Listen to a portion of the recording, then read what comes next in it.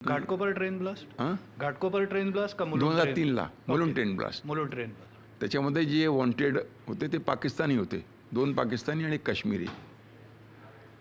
तर त्यांना पकडायला आम्ही गेलो. दुपारी 12 वाजता ते लोक महानंदा डेअरी गोरेगावला आहे, हायवेला आहे, तिथे येणार.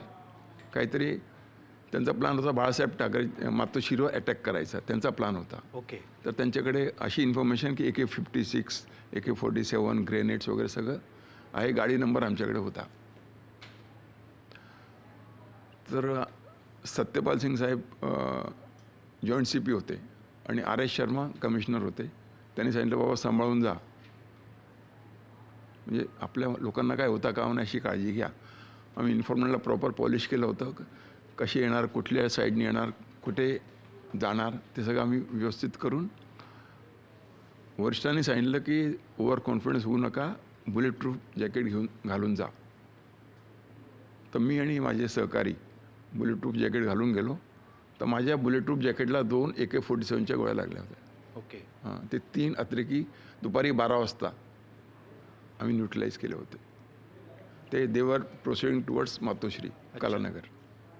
तेव्हा 1 सेकंद जरी इकडे तिकडे झाला असं तरी. हां, म्हणजे ती इथल्या जागी गोळी इथे लागली असती तर इथे तर काय बुलेट प्रूफ जॅकेट नाही. त्यावेळी मला उद्धव साहेबांनी चहा प्यायला बोलवलं होतं. ओके. हां, आणि आता साहेबांना भेट घालून ठाकरेंचा विषय निघाला. तुम्ही आज राज ठाकरेंना भेटलात. भेटलो.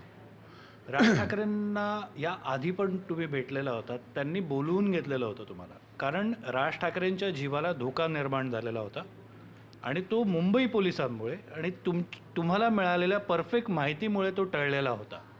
ते नेमकं काय होतं? कोण त्यांच्या जीवावर उठलेलं होतं? ते डिटेल तर मी सांगू शकत नाही. It's a part of an operation. पण आम्ही 10-12 नंबर लावले होते हेड ऑफिसला. ते आम्ही इंटरसेप्ट करत होतो, ऐकत होतो. अचानक साहेबांचं त्याच्यात डिस्कस व्हायला लागलं. अच्छा. आणि म्हणजे त्यांच्या जीवाला धोका आहे आणि राजसाहेब त्यावेळी कोकण दौरा करणार होते. तर आम्ही ही सगळी माहिती आमचे joint CP crime Meera Borwankar madam होत्या, त्यांना सांगितली. मग त्यांनी AN रॉय कमिशनर होते, त्यांना सांगितले. मग कमिशनर साहेबांनी राजसाहेबांना सगळं ब्रीफ केलं आणि त्यांना सांगितलं अवॉइड करा तिकडे जाणं. असं बऱ्याच वेळा घडायचं. एकदा नारायण राणे साहेबांचं असं झालं होतं. दाऊद त्यांच्या मागावर होती. ओके. तर ते सिंदूरला वगैरे जाणार होते. त्यावेळी मी त्यांना इन्फॉर्मेशन दिली होती की सर थोडं हे करा, काळजी घ्या म्हणून.